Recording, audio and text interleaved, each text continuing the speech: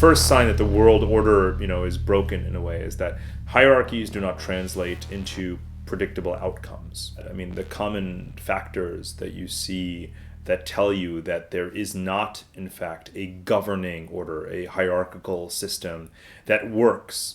You can analytically say, yes, there is a power hierarchy. America has the most nuclear weapons, and then this. But does that translate into reality? So the first evidence is the lack of translation into reality of the hierarchy that exists on paper. Number two is that there is not a functional institutional legal architecture that really works in the same way that the hierarchy of empires is not really working either. So, for someone my age, when I was in the 1990s in university, people still talked about the role of the United Nations in X, the role of the United Nations in Y, and the role of the United Nations in Z. And the reform of the UN Security Council was a very big issue, right? Today, no one talks about the reform of the Security Council, and no one cares whether or not it will happen. No one talks about the role of the United Nations in X, in Y, or in Z. In fact, almost no one talks about it at all. That's evolution. And we've evolved, or where we are at this point in global evolution is that there is not this one single hierarchical, legal, political, diplomatic structure or system. Yeah. So we're in between that phase and something else. So world order has broken down, for a wide range of reasons. Also, of course, we have all these new kinds of forces, whether it's NGOs or media or companies or terrorists or diasporas. They are not properly integrated into that new system. They are building it ad hoc. We are an ad hoc sort of world.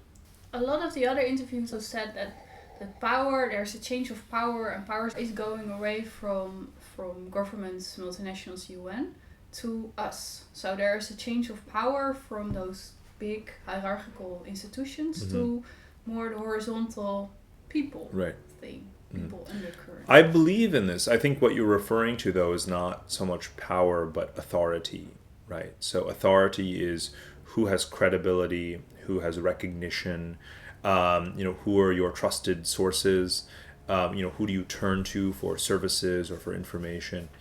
That's easier to explain than this notion of power that's a bit ethereal. So I think in the case of what you're arguing, it's about switching from the role, what some people say is the age of deference to authority, deference to governments, towards the age of reference, right? In who are you referring to? How many people posted an article on a Facebook page, and did your friends tell you about it, or did you see it on the news? And you might believe in something more that friends have sent to you than something you see on the news. Yeah. And that is the shift from the age of deference to the age of reference. And I think it's very clear that is happening. But the best way to capture it or to explain it to audiences is, of course, to use examples, right? Yeah. To talk about how the Arab Spring was a phenomenon where people communicated horizontally and said it's time to get out and protest and demonstrate and make a cause out of this, so to spark a movement, and using social media for that. That was a very crucial factor, right? Yeah. So what do you think is causing this change of power? Why is it there, this trend? Well, again, power and authority and recognition and credibility and reputation, these are all different things, right? But all of them are also connected in some way. So, when we talk about power, we have to be very careful when we say, power in the sense of leverage. I prefer the word leverage, right? Which is, your ability to bring about an action, through your influence. Leverage can be really based on your connectivity, right? The size of your network, who you can influence, your capital, how much money you have, and of course a non-governmental actor like a company or a philanthropist can have a lot of money, and it can be, of course, your technological capacity, ability to reach and mobilize and organize. So there are lots of inputs to that leverage. And so when you say what is the cause, I think if you had to break it down, I would simply say capitalism and technology, right? Two particular drivers of this systemic change. So capitalism, of course, the expansion of global markets, the ability to participate in those markets, not just as individual countries, but those countries have negotiated to allow companies to participate freely, and those companies have amassed their assets and resources and are able to move them around. Technology, the fact that almost everyone in the world has a mobile phone, the fact that communication systems now link almost everyone, so you can create communities of identity that are not territorial or ethnic, but we can be linked by a cause, right? Environmental cause or a social cause or a political cause that is transnational. So, I think the ultimate source of this change is capitalism and technology. Have we become more powerful?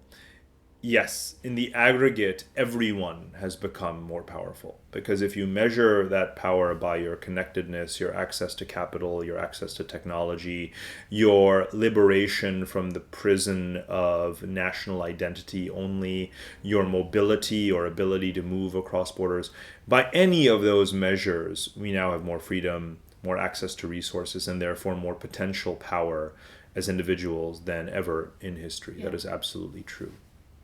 And at the same time, we're of course living in a period of chaos. And it's hard for a lot of young people to find jobs. Right. So how should they frame that? Like they have authority, they have leverage, they have power, but then they're sitting at home. Right. Then what? Right. Well, so the global chaos and people having a hard time finding jobs are quite different. There is a linkage between them, but they're different sorts of issues.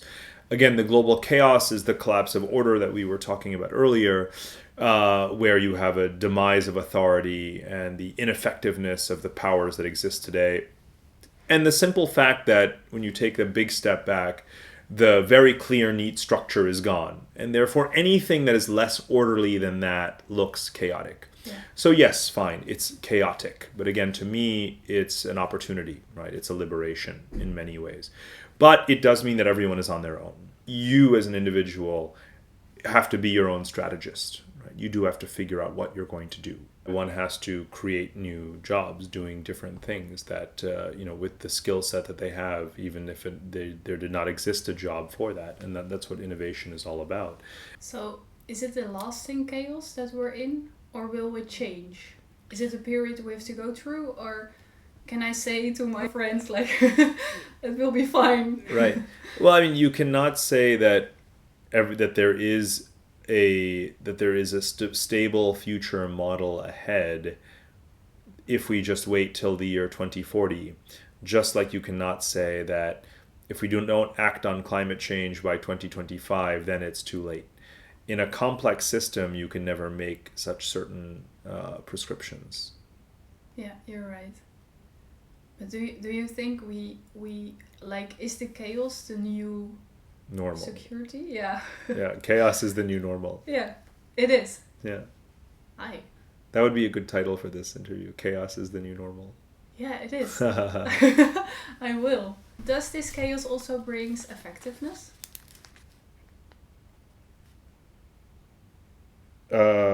It breeds innovation. Yeah.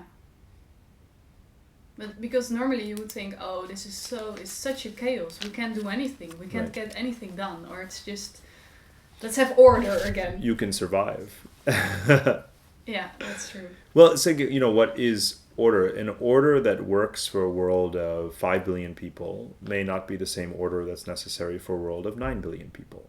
Yeah. What it boils down to me, is whether or not you have faith in what looks like chaos. It looks like chaos. What looks like chaos to those who are opposed to this trend and who are afraid of it, to me looks like new kinds of self-organization. So negative people who are skeptical look at it and they say, this is chaos. We don't want a world like this. I view it as liberation and new kinds of self-organization. How do you envision the role of young people in the transition we're in? Wow, I really make you think. Yes, you do. Young people have, disproportionate role in this new world because there are more young people as a percentage of the world's population than ever before. So this is a very young world. So in a way, young people are the subject and the object of this world that is being built right now. So that's quite special. So that's why their role is so important. Secondly, again, they've grown up in a world in which the old rules and hierarchies are no longer valid per se. So they have a willingness perhaps to take risks and to innovate than previous generations. So I think that's why their role is exceptionally important. So then, what would be your message for young people, and then especially for the people who are struggling in this chaotic world? Right. So my message for young people is, you have to immediately be building and start building your future, whatever it is for you. And by working in that way, you will realize that you're building it for others too, right? No person is an island anymore. So the community, the collective of people who you work with, is absolutely integral to building that positive change. And in a way, that's also my message to young people who are struggling today, which is that you're not alone, actually. Everyone else is like you, and you have to form new kinds of units that are effective agents, whether you're providing welfare, whether you're starting a company, whether you're teaching yourselves new skills. Do those things in groups, and you have a better chance of making a better future for yourself than if you were actually alone.